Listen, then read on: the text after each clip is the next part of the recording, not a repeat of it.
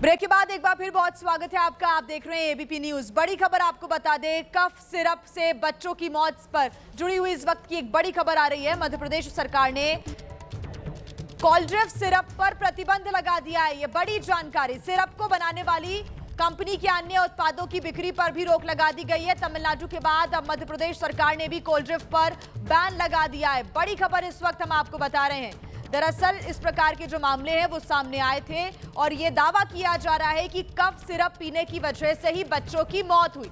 और इसके बाद अब ये बड़ी जानकारी मिल रही है, मध्य प्रदेश सरकार ने कोल्ड-ड्रिंक सिरप पर प्रतिबंध लगा दिया है।